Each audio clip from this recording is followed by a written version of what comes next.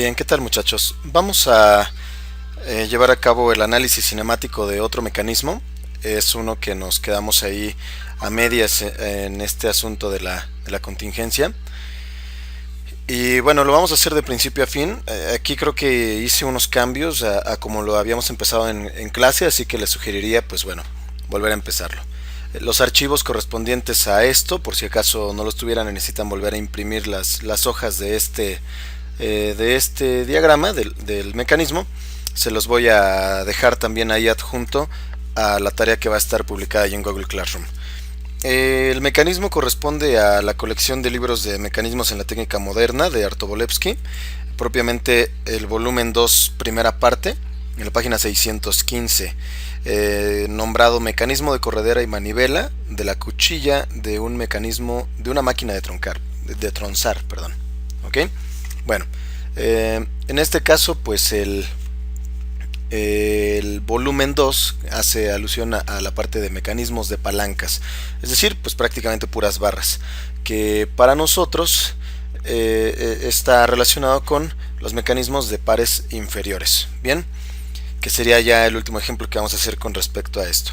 Ok, vamos a comenzar nuestros pasos. Habíamos dicho que nuestro paso 1 iba a ser la numeración de cuerpos, porque queremos llegar a los grados de libertad.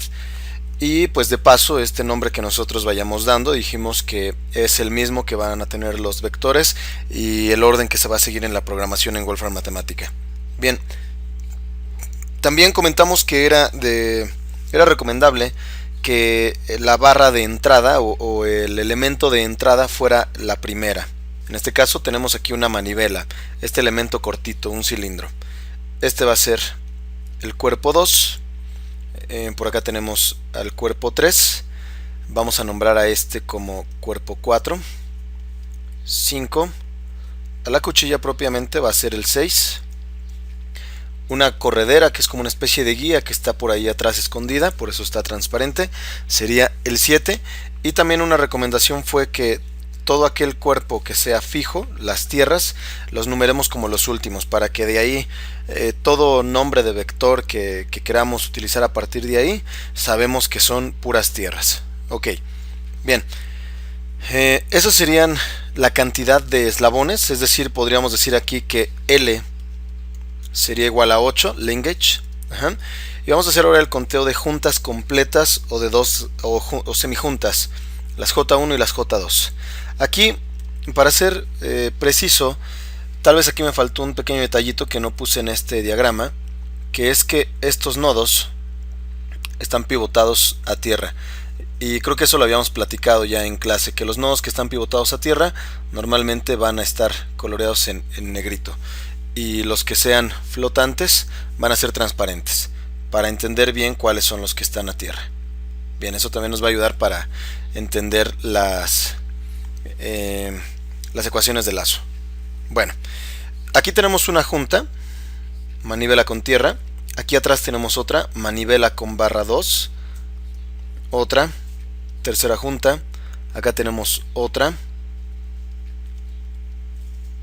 Allí. Cuarta junta, quinta, sexta. Esta no importa tanto el orden en el que la numeremos, siempre y cuando recordemos cuántas son. 7, 8.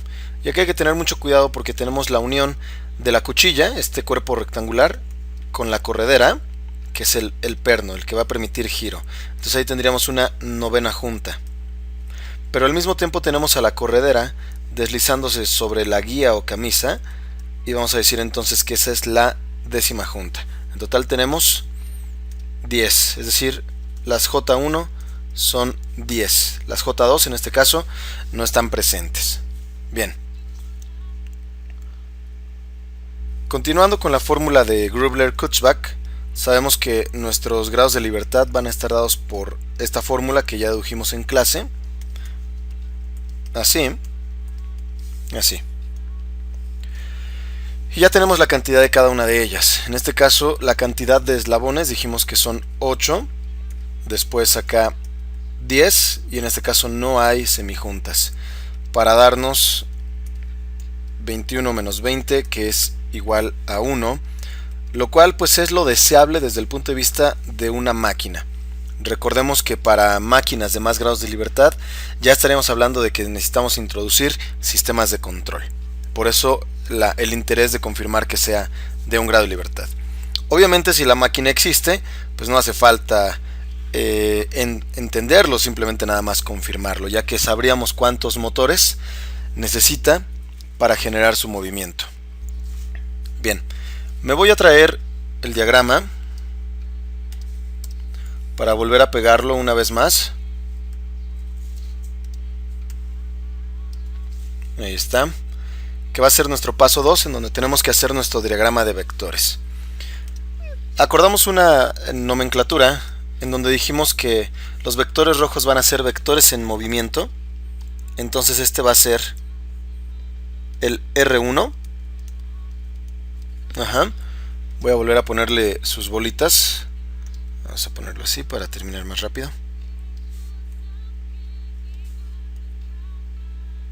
Así. Bueno. Y regresamos. R1. Tenemos por acá a R2. Ya que será el cuerpo 2.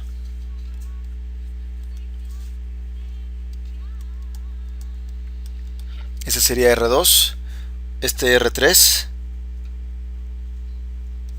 no se une con R2, está agarrando a la cuchilla. De ahí que hayamos puesto transparente ahí atrás para apreciar adecuadamente dónde está. R3. Vamos a nombrar a este R4. El cuerpo 4 nos va a generar un eslabón ternario con 3 nodos.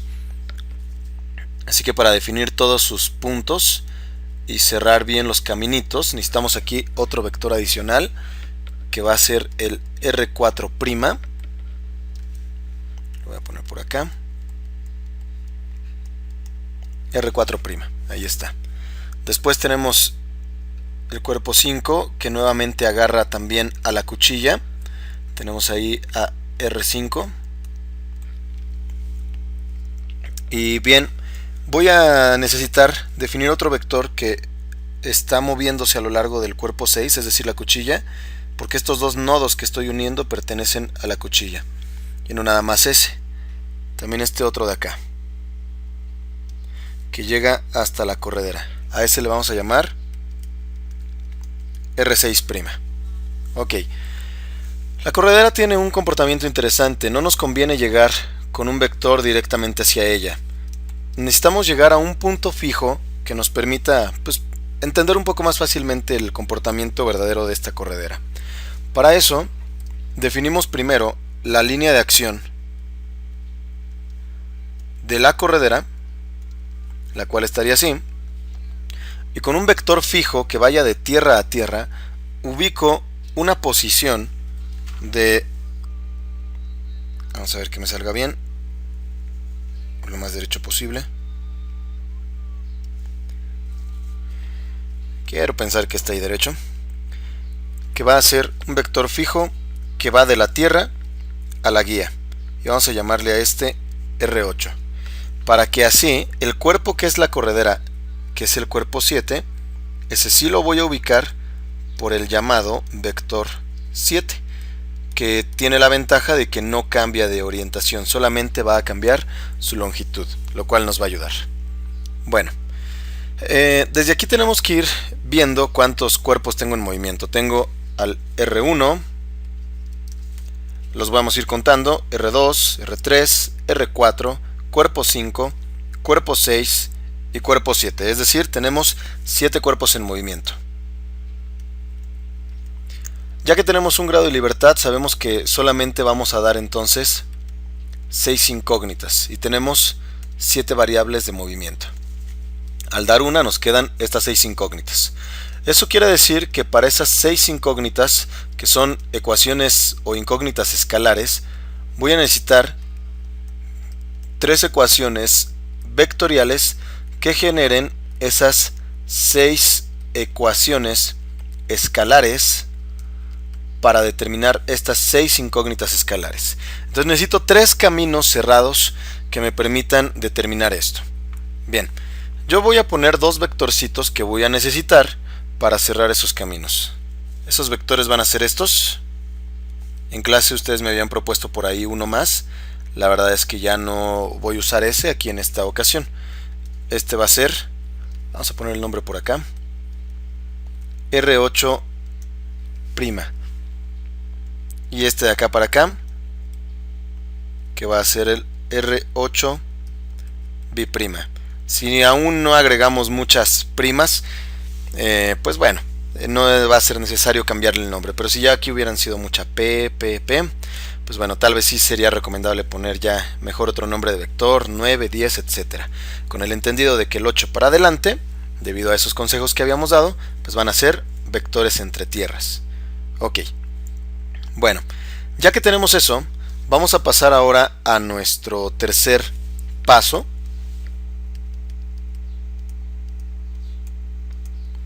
que es determinar las variables. Parámetros que están cambiando de valor. Ya más o menos lo fuimos diciendo. Todos los cuerpos rojos tienen un parámetro que está cambiando. En este caso, pues es el ángulo del cuerpo 1, el ángulo del cuerpo 2, ángulo del cuerpo 3, 4, 5, 6. Y en el caso del cuerpo 7 no hay un ángulo, más bien tenemos un desplazamiento. Y luego tenemos el paso 4, que van a ser las incógnitas. Pero para esto hay que decir que hemos dado el valor de θ1 debido a que es la entrada, es la manivela, es donde se va a conectar el motor. Entonces no es algo muy difícil, quedan exactamente las mismas variables, solamente quitando θ1. Entonces 2, 3, 4, 5, 6 y x7. Esas son las 1, 2, 3, 4, 5, 6 incógnitas que habíamos dicho nosotros.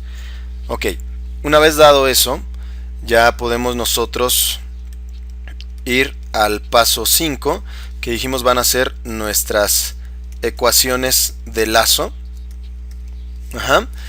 o que también decíamos de posición. Bueno, vamos a ver las ecuaciones que podemos nosotros generar. Voy a cambiar el color para después borrarlo. Vamos a ver. Yo las que estoy proponiendo es empezar en R8 positivo, más, después aquí tengo que, no, perdón, este es R8', perdónenme, R8 más R7, estoy recorriendo en sentido contrario a este, que sería menos R6, prima, menos R6,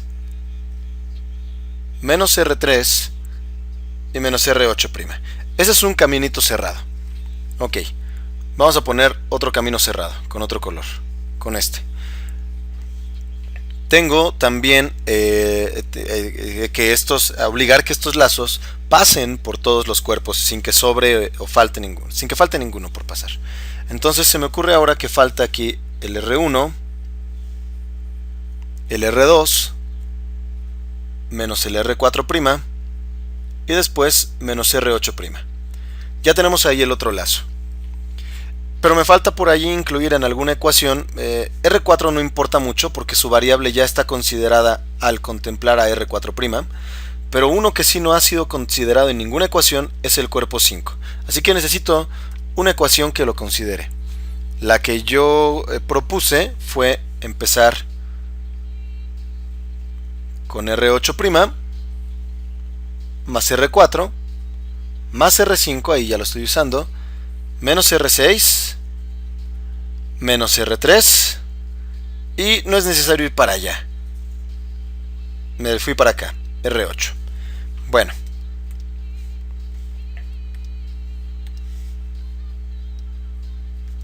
esa no la quería borrar, ahí está.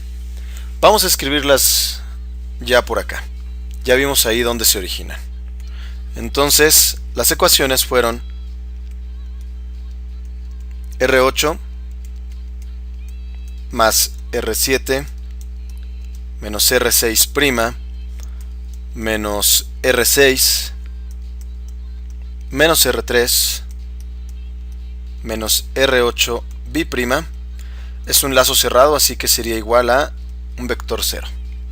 La siguiente es R1 más R2 menos R4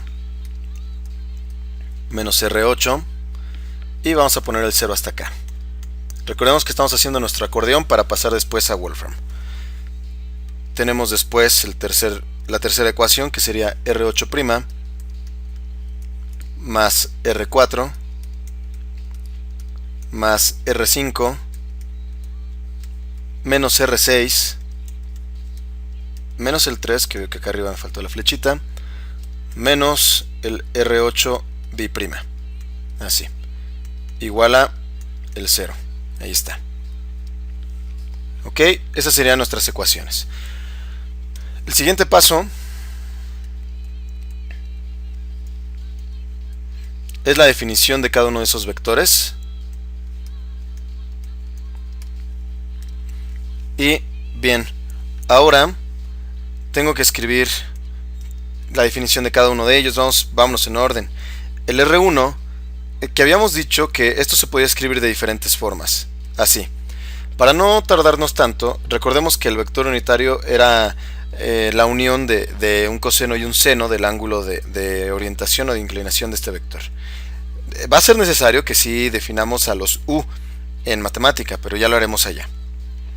Entonces nos queda por coseno de teta 1, seno de teta 1. Y ya habíamos explicado que tengo que agregarle la tercera componente para hacerlo dimensionalmente correcto con la operación del producto cruz o producto perdón, del producto vectorial que vamos a utilizar en las ecuaciones de velocidad y aceleración. R2, que sería igual a su magnitud. R minúscula, recordemos que es de algo constante. Prácticamente todos van a ser iguales aquí. El R3 también. Así.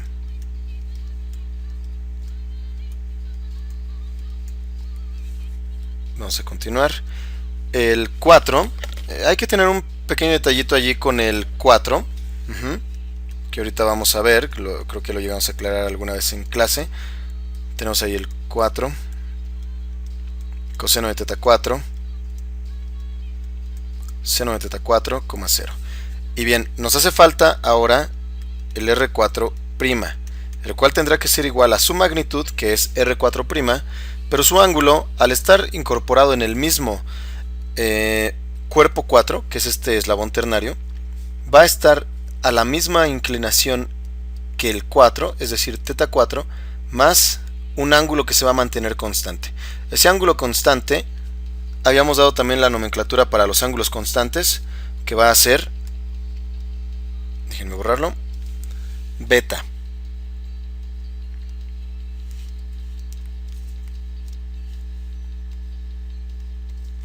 Eso es beta 4. Y de una vez, para no regresar, también la línea de acción del cuerpo 7 va a estar ubicada a un ángulo constante que va a ser beta 7. Eso se los daré los valores más adelante. Ok, de esa manera no estamos introduciendo una nueva incógnita de ángulo. Simplemente tendría que ser coseno de teta 4, que ya es el mismo ángulo, más un ángulo constante beta 4, coma, seno de la misma incógnita teta 4, más beta 4, 0. Así. Seguimos. R5, que regresamos más o menos a la misma estructura que ya teníamos anteriormente, pero hay que terminarla.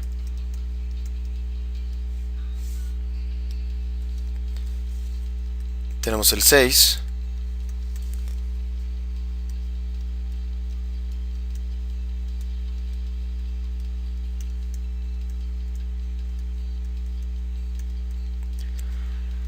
el 6', su magnitud por Y aquí un detalle interesante que yo voy a compartir directamente sin que se tenga que hacer algún análisis. Tienen el mismo ángulo, lo cual significa que si acaso de todos modos hubiese llegado a haber algún error, R6 y R6' están en la misma línea de acción. Fue necesario partirlo en dos porque aquí hay otro caminito que era necesario dividirlo ahí. ¿Ok? Pero están alineados esos tres nodos sobre la misma línea recta. Y bueno, el R7 ya no se va a definir con una R porque no es de longitud constante, va a ser una longitud variable y la quiero considerar como incógnita, por eso va a ser la X7 a lo largo de una dirección que va a estar definida por el vector unitario de coseno de beta 7, seno de beta 7, 0.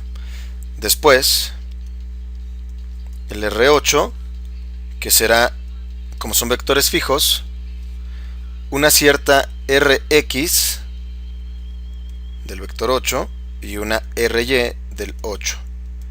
Y la misma historia para los vectores 8'.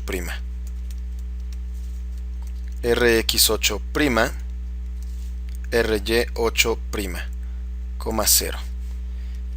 Después R8 bi'Rx8 bi'Rx y R8 bi'Rx. Ahí está. Ok. Bien, ahí tendríamos ya las ecuaciones de posición y los vectores definidos. Ya no vamos a ponerle vectores de velocidad y definición de vectores. Vamos a ponerlo todo ya directamente en un solo paso para no poner tanta numeración. Y simplemente vamos a decirlo como ecuaciones de velocidad. Ajá, ahí está. Ok, las ecuaciones de velocidad serían exactamente estas mismas que ya tenemos aquí, solamente que tendríamos que cambiar las R's de posición por vectores o por v de velocidad en cada caso.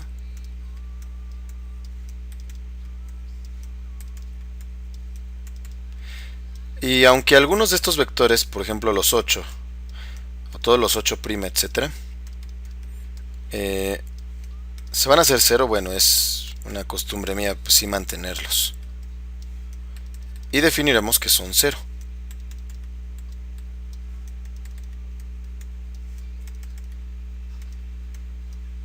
Ahí está. Y ahora tenemos que pasar a la definición de cada uno de ellos. Bien. Ahí era donde estudiábamos el caso de si el vector solamente rotaba, sufría una elongación o si tenía ambos comportamientos. A los vectores que solamente rotan, como es el caso de prácticamente todos, el v1 por ejemplo solamente rota, va a ser la velocidad angular producto vectorial con R1. Y nos hacía falta entonces definir quién es ese vector de velocidad angular, que solamente va a tener componente en z de forma analítica, ¿no? Así. Veámoslo. Todos los elementos solamente rotan. No hay ninguno que cambie su elongación de la flecha, excepto el 7, que ese se elonga pero no rota.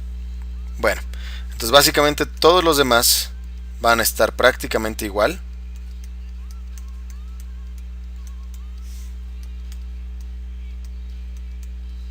Así.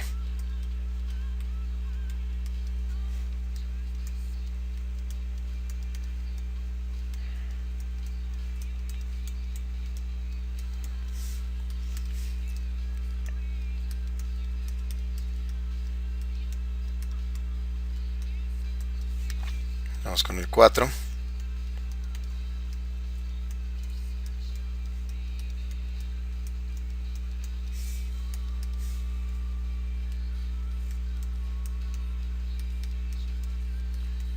Y bueno, aquí un detallito con el 4', B4', es que como pertenecen al mismo cuerpo, ya se ha mencionado con otro ejemplo, que la velocidad angular del cuerpo es la misma.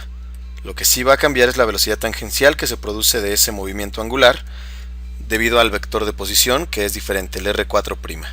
Así que aquí no es necesario definir una nueva omega.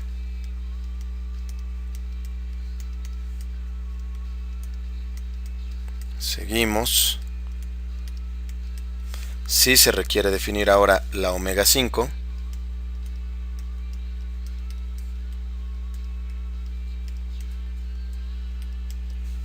Así. La B6. Vamos a subirlo un poquito.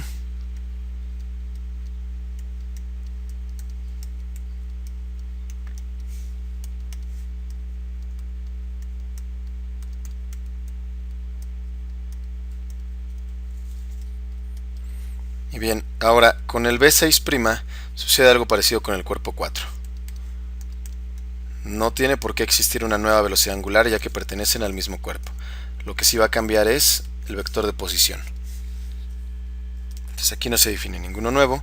Y el B7 que solamente se elonga, así que será una velocidad a lo largo del vector unitario, que vamos a ponerle Bx7 por el vector unitario 7.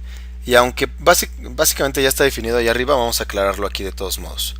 Que el vector unitario que va a lo largo del cuerpo 7 va a ser coseno de beta 7 seno de beta 7. Ya lo habíamos puesto por acá. Estos son los vectores unitarios, recordemos. ¿Ok? Bien. Ya tenemos ahí entonces las de velocidad.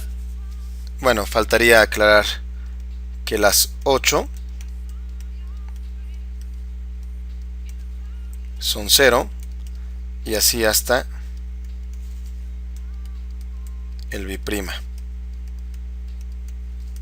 Así, que va a ser 0. Y para terminar nuestro acordeón vamos a poner el paso 8, que son ecuaciones de velocidad.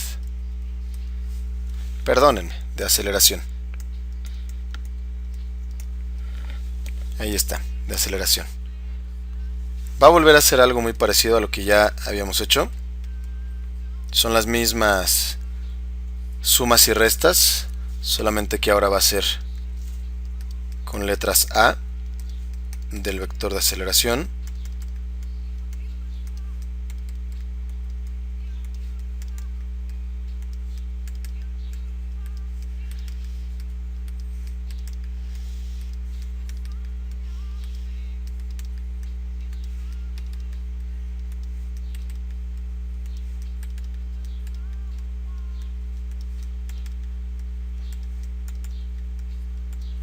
Ahí está.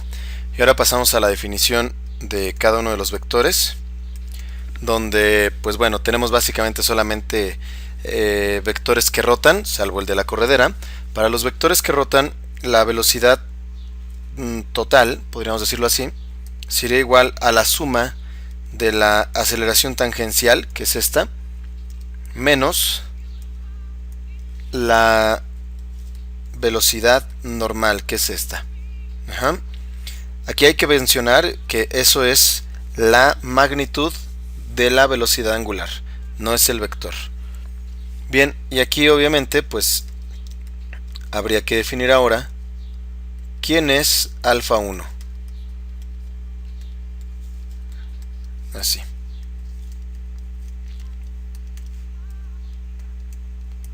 A2, que sería igual a esto.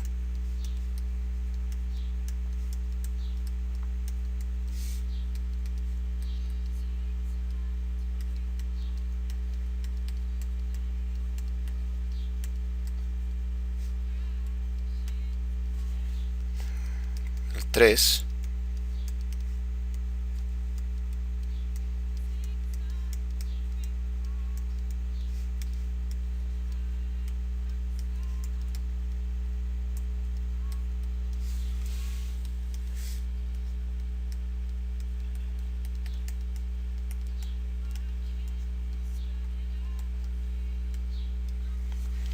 Luego el 4.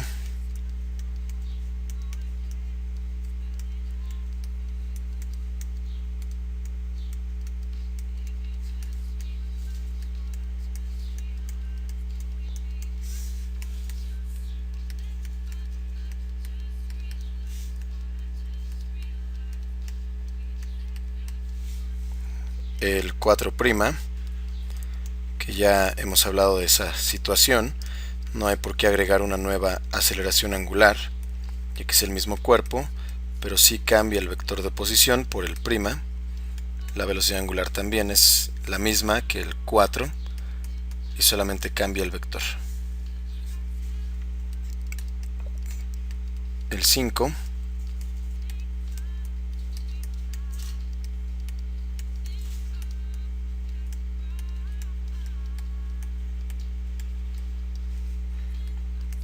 6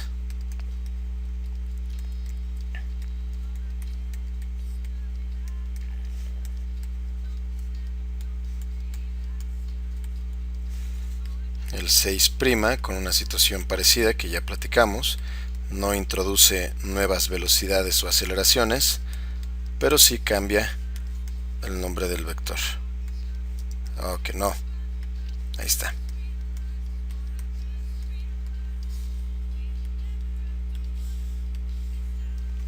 Me faltó definir las alfa 5 y 6.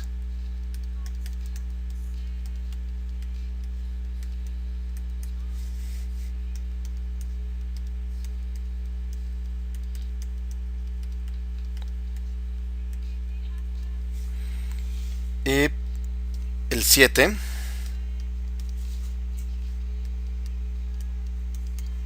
que es una aceleración lineal o de desplazamiento a lo largo de la dirección del vector unitario 7. Ahí no hace falta definir nada. El A8, que obviamente son ceros. Y así hasta el 8', que también son ceros. Bueno, y vamos a continuar ahora con la programación de este. Este tiene un pequeño detallito que va a estar interesante.